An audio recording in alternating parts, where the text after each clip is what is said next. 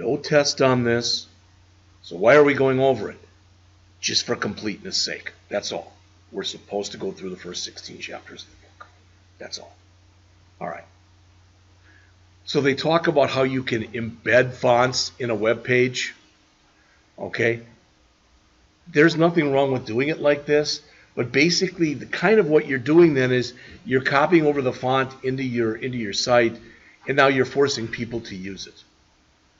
Most of the time that's not done today. With most of it, people use Google fonts. They also show you in here Adobe's got fonts that you can use too. So I'm just going to skip this part that's on importing it into CSS. There's nothing wrong with it. And if you still had questions, Maya, look, 532, 533, all right? Both those pages show you exactly how to use Google Fonts, all right? And all that I'm going to ask is whatever you use for this, make it a professional font. All right, that's it. But if you say, hey, I really like this one, to me it's very professional. Like I wouldn't use this one. See this? To me, it's too far apart. It doesn't look good. That doesn't look bad. But it's whatever, kind of goes along with the theme of the site. That said, there's like about 960 fonts. Don't spend more than a minute or two looking for one. In other words, don't go through all 960 because that'd take a while. I don't want you to waste your time on the test doing that. All right. Again, if you don't like that, Adobe has some too. They have over 500. Okay. Not going to talk about any of those. So the skills for formatting printed web pages. A couple things. If I decide I'm going to let you print out my web page, no, you won't. What do you mean you're going to decide? What I'm saying is this. If I go to the web page right here, so I'm going to just go out to CNN.com. All right. If I decide, if right here, that's a pretty picture, isn't it? So if I decide right here, I'm going to print this. So I do a Control P to print. All right. You've got control when you do that over what goes to the printer. And what I mean is, maybe you don't want the picture because notice it's in color and it could take up a lot of your toner in your cartridge. All right. You might decide, I want everything to be the same simple little font. I only want to print text, and I only want to print it in a serif font. That's what they're talking about in here. The fact that you have control when you print this out over what goes to the printer. Now, this is different from what we've seen before. Notice, media equal print. That means that only is going to apply if you're printing it. All right? So a lot of times what you do, you set one font family, you set a background color to white, and you set a text color to black. Because again, if you don't do that, and people have got squirrely fonts and all sorts of colors and stuff in there, they're going to be using a lot of toner when they don't have to. All right? And that's what they're talking about in here. I'm not going to say any more about it because that's pretty much it. Recommendations for print formatting, let's look at them. Again, change the text color to black. Change the background color to white. Change the text for anything except, in fact, you could change it even for headings. Make everything a serif font. In fact, I'd recommend just, don't look for a serif font. Just use serif. All right, that's it. That's about as easy as you can.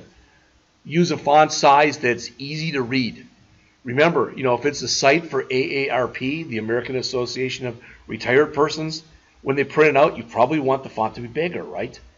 Because if you get old eyes like mine are getting, it's very hard for people to see. All right.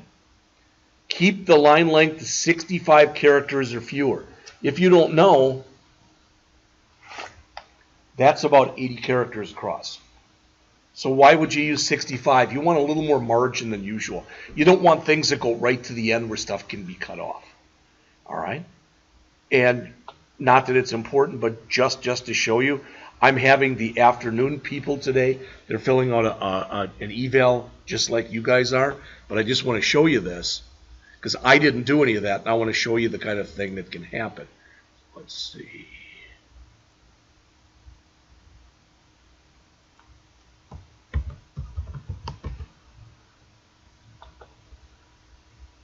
So this is, it's the one they do is the same exact one as the one you do, all right, except it's got a different, different course number. But notice when I print, see how that gets cut off? See that right there? Yeah. That's what can happen if you go right to the edge like that. And then, you know, depending on how important that is to read, you could cut off a word that could mean, you know, you could cut off the word not, where it says is not, you could cut off the word not. Now, chances are, no, you wouldn't do that, but it's possible. That's the key thing. All right, remove any site navigation. In other words, you don't need hyperlinks. They're printing it out. So all that stuff at the top you don't need. Remove as many images as possible. In an ideal world, remove every image. Do you keep the logo? That's up to you.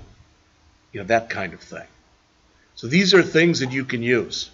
Now look at this. Display. One of the things that we're going to do when we get into JavaScript and we start to really get into it, you're going to learn how to make stuff appear and disappear on the screen. All right? It's not very hard to do. But if you want something to disappear on the screen, you can say display : none. Then it's gone. Okay? It's literally just gone from there. And you'll see that. All right? We'll go over all that stuff. So it says here, CSS that uses some properties for printing. Notice, image, display none. Don't show them. All right? H1, H2, H3, page break after. All right? Well, notice there's a page break after and a page break before. What they're saying is with these headings, basically just don't let the heading appear on the bottom of a page because it looks unprofessional. That's all. All right, you can read the other stuff there yourselves. It's really not that big a thing. So a 2-column web page with print formatting. Notice what they have here. You go, that's not 2 columns. All right. But when you print it, you can set it up so, you know, however you want it to be set up. All right. It says a web page with 2 columns. I'd say that's a web page with 3 columns. All right. That's pretty much the way they set it up that way on purpose. There you go. There's 2 columns. What did they do? They got rid of the aside that's on the right. Now, if that's really important, you can put it down here. You can do whatever you want to do with it. You can put it on another page. It's totally up to you. All right? Good morning. All right. So these are the changes, as it says. The navigation menu's not there. The aside's not there. All the headings, it doesn't look very colorful. All right? They did keep the image. Not a big image, but they did keep it. All right? The font text has been changed to serif so it's easier to read. Sans serif is usually easier to look at on a screen. Serif is usually easier when you've got it on a printed page. All right? Okay, and then they give you the CSS for it. I'm not going to go through any of it. Other than to say, again, this would be for print. Most of the time, what most developers do is if you make a separate style sheet for print, you can have a separate sheet. You put the word print in it someplace so that people know that. Again, do you have to do that? Of course not, but most of the time people do. See, that's how fast. So let's just do 16 right away too. It'll take the same amount of time, 5 or 10 minutes. Chapter 16, notice this is fairly new stuff. CSS3, but it should be supported now by every browser that's out there. All right? When you transition, you can basically, one way to transition is to basically, we've done a little bit of work with slideshows and started looking at those. Have you ever seen with a slideshow, instead of it moving and sliding to the right, the picture appears to disappear and the new one comes in? All right, that's pretty much a transition.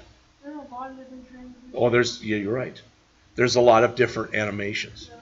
Most animations, not all, most of them on websites are really cheesy. They just, you know, you make stuff, and this is one of those things that's really, really, really easy to overuse. All right. It's funny because I remember like talking about this reminds me of like grade school whenever I was in computer class and we were doing slideshows just to practice like how to make presentations and everything. Like I remember my teacher really getting mad at me because I'd have like anything that was animated. So every time we'd have to like change it to where you didn't have to click for it. For years, what happened was you had really bad Microsoft Word clip art that was really bad. And that's what people used for animation. They'd have the little guy walk across the screen. It was like, why are you even doing this? Yeah. It adds no value to your website, and if anything, it detracts from it. Because now people are wondering, why does this person have an image walking across the website? All right, there's also filters that you can use. So, as it says here, Figure 16.1 summarizes the 5 properties that can be used for transitions. All right, I thought they were going to show a picture. But notice transition, I'm not going to read them, you can see them. All right, now it says a transition that occurs when the mouse hovers over a heading. This is the heading. When you put your mouse on it, it changes to this. People sometimes do that. You can do, one place sometimes people do a transition like this is on your navigation bar. So when you put your mouse on one of the items, it becomes a lot bigger, or it changes color, or both. Okay, just so you can see where you are. But again, really, really easy to overuse this. All right, because I talked to people. Oh, I did it because this is a really important part of the website, and they did it 43 times. No, there's nothing in the website that's that important. I'm sorry. All right, so again, it's very easy to overuse something like that. So as it says, a transition provides a smooth change from one set of properties to another. And since here it's in hover, boom, you put your mouse off, it just goes back and forth between these two. Accordions, you're going to learn how to do this. Okay, it's not hard. We're going to do it using jQuery.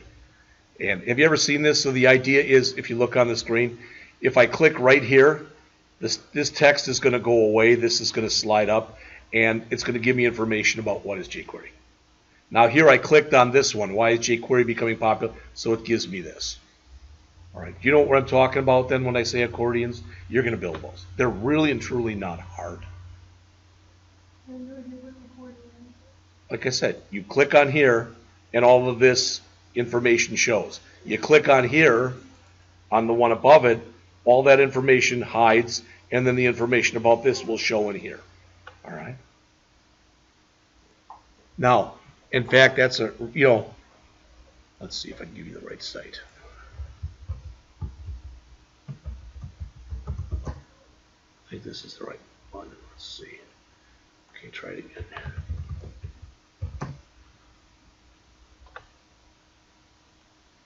That's it. jQueryui.com. All right. You don't have to go there right now, but eventually you're going to go here. Notice here's Accordion. So take my mouse, I click here, I click here. See that? That's an accordion. What's cool about this site, what do they do here? They give you all the code. Every bit of code that you need. So in other words, if I take this, I'm just going to highlight all of it. What is that language? Is that just Epsilon right there? This is just, yeah, I believe so, yeah. So I'm going to come in here, I'm just going to create a new file, boom.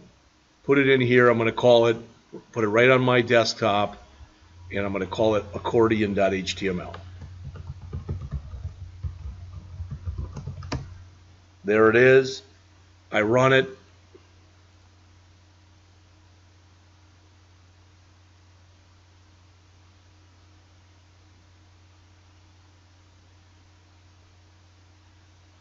Don't know why it's taking so long to load, but it is.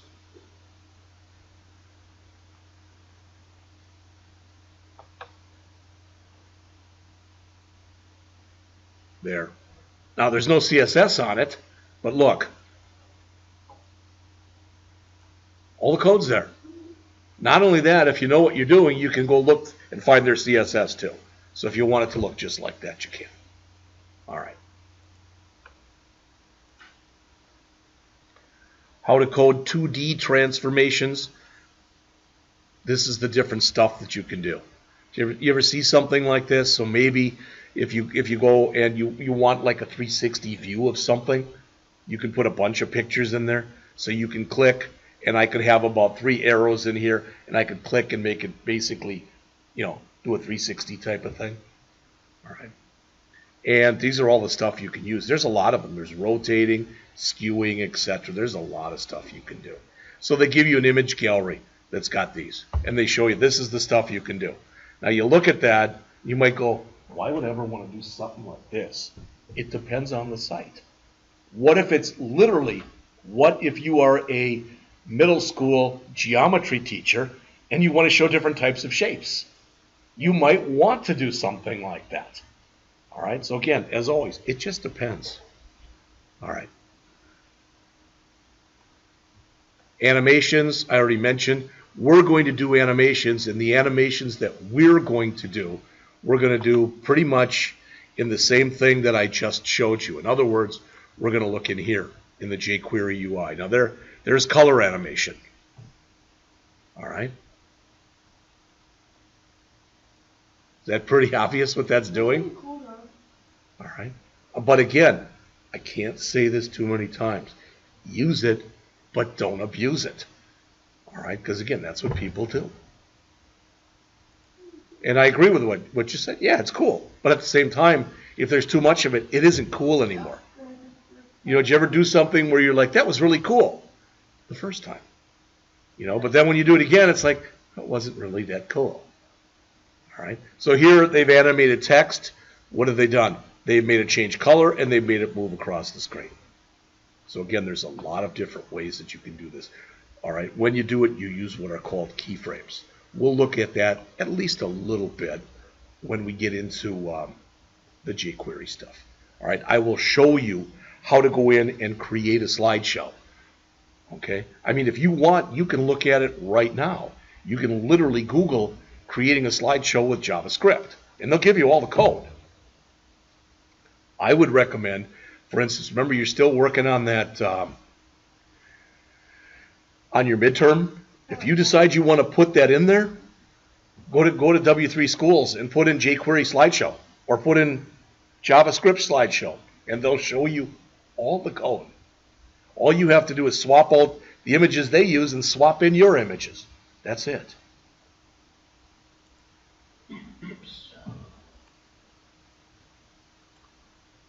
All right, you can also use filters, as it says. Filters let you change the appearance of images. Why would you want to do that? Well, a lot of times what people do is stuff like this. Again, for effect. Okay, so if I wanted this thing and I wanted to show it at night, I could add my own effects so that it looked like night. All right, I remember going out to this site once, and it was something like this, but in the background, they had the coolest looking sunset I'd almost ever seen. It was one of those where it's purple and orange, and I'm like, that is so cool. And somebody had written in, this is one of the coolest sunsets I've ever seen. And the author wrote back, none of it was real. I used all colors and gradients and stuff like that we've talked about, and he just made it up himself. And he said that what he learned from doing that was nobody concentrated on what he was doing. They all just said, cool sunset. That's all everybody saw. So again, the message that he was trying to convey was totally lost. But it happens a lot. So it says you can use filters to change the appearance of an image in a browser. All right, you can use percentages and you can use fractions when you do this. The 10 filter methods apply to the same image. See that? Now you're not going to put all that on one site probably, unless you're trying to demo this. But notice what they give you. The HTML for it, it's the same image, the CSS for each image, so you can see how that's used. Guess what? That's it. So the rest of the period is yours. I don't know if you contacted Luke yet or not. I never yesterday. I didn't email that. Okay, well, I would look, because I told him that you were going to be emailing him. He said that was fine with him. So, all right. So the rest of the period is yours. Okay. Thank you for filling out the evaluations.